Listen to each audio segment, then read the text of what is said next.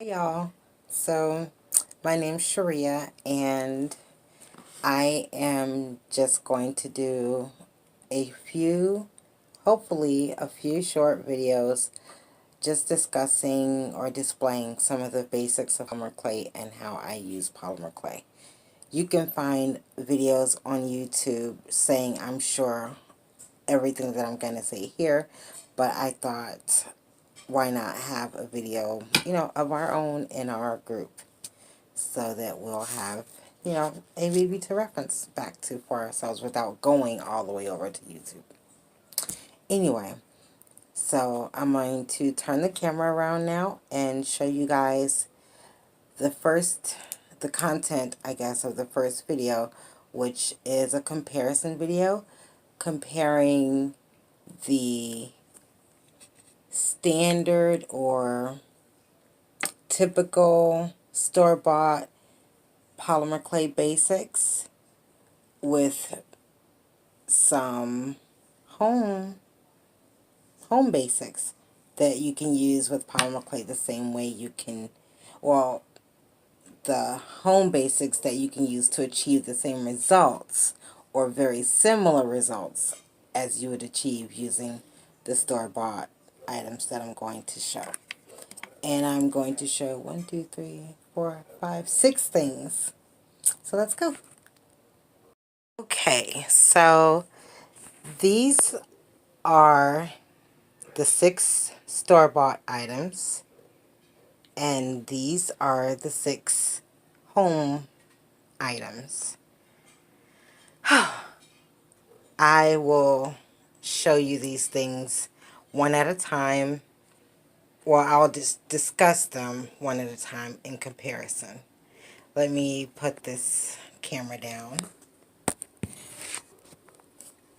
Okay, so this is an acrylic roller, and you can buy them individually, you can buy them in multiples, you can buy them in sets of like polymer clay basic sets, and they look basically just like this. It's about an inch thick. It's usually see-through acrylic and usually somewhere between 8.5 or 8 to 9 inches, something like that. I also have this one, which came as part of a Wilson's cake decorator, or Wilson's fondant set. It is exactly the same thing, but people buy this in the cake aisle and use it with fondant instead of polymer clay. So, the at-home version of this acrylic roller is the barrel part of this super cheap tool that I got on Amazon. I think I got 5 of these for like, I don't know, $1 or something like that. And even though it's skinny, it rolls the clay out just as good as this. I think that's grammatically wrong. It rolls the clay out just as well as this large store-bought acrylic roller. Oh my goodness. Can't believe I did that. Well, on to the next item. I did in fact get that acrylic roller from a kit, and included in that kit was this tool, which is basically, we'll call it a sharp pointy thing. And that's exactly what it is. This metal tip is about an inch long, and it's sharp and pointy on the end. And you can use this to make really skinny lines in your clay. You can use it to make a bunch of holes in your clay. You can use it to make an eye hole to string a stringing material through. A finished piece, that is. So we're calling this the, I don't know, pointy thing. And the at-home version of that is this modest toothpick. Everything you can do with the pointy thing, you can do with this toothpick. I won't describe the toothpick. We all know what the toothpick is. The next thing, which is a really important tool, is something to slice and cut your clay with. This is called a tissue blade. It's usually really, really flexible, and it is very sharp on this edge. Very sharp. And this also came in the same little Polymer Clay Supplies kit that I got the pointy thing and the acrylic roller in. The at-home version of the tissue blade is just any straight, sharp cutting implement. I have seen razors. I've seen people use box cutters. I've seen people, like, as a slicer. And I have this, which I used to use before I ever got the tissue blade. This was just a little, in fact, this came out of a, like a mini box cutter, like a skinny box cutter that I got from the Dollar Tree. It was a set of like 4 or 5 different type of blades or box cutters, and I just split one apart because it was from the Dollar Tree and it was very poorly made. I just split the casing apart, and I took this out. But as I said, I have seen many a polymer clay video where the person was just using a regular shaving razor blade. As long as your edge is sharp and your implement is thin, you'll be able to use it just fine.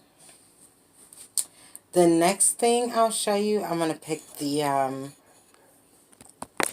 phone up for this. This is Pearl-Ex powder, and what this does is it adds a shiny sheen to a shiny effect to the surface of the clay, and it, you know, it's these colors and it's shiny.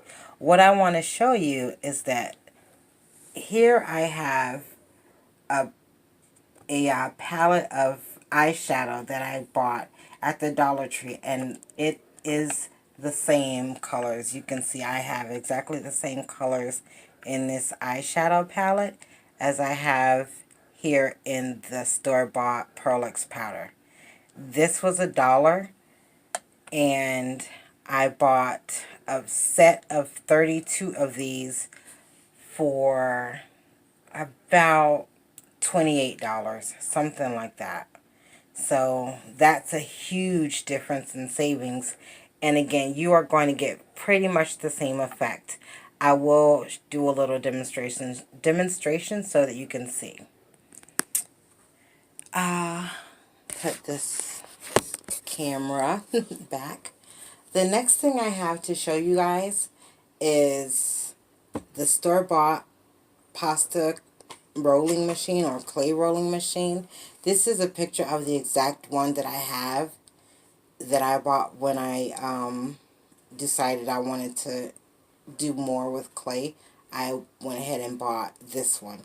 I'll put a link to these things within the post that this video is on. However, this is the super quick way to get really even slabs or sheets of clay. It's great, it's simple, and it's easy. I believe this machine costs me $23. I have seen them as low as $16 at Hobby Lobby and on Amazon. So you could just keep an eye out for that. This is a deck of cards, and you can use cards to create even slabs of clay with just a slightly bit more effort than you would create them with the clay rolling machine. And again, I will show how to do that. The last thing I'm going to show you is a shape cutter. This is a plunger style shape cutter. I really like these because you whatever you call it, press it into the clay, and then if you pull it up and it's stuck in there, you just plunge it out like that. I love this thing. It's super handy. However, before I ever bought a shape cutter, and even now when I'm doing something that is a shape for which I do not have a shape cutter, and I want to create pieces of the same size and shape roughly, because this is polymer clay and nothing is, well, I don't know, very little of what I've ever done is exactly the same every time. But anyway, shape cutter, pencil typically with a good eraser, and a piece of paper. And I have drawn many templates and used them to create pieces of the same size and shape, just with a little bit more effort than using the cutter. But most of us have a piece of paper and a writing implement somewhere nearby. And I believe we can get them in our homes for free, probably. So, those are the 6 main basic tools that I use. And so now I'll just demonstrate them in another video.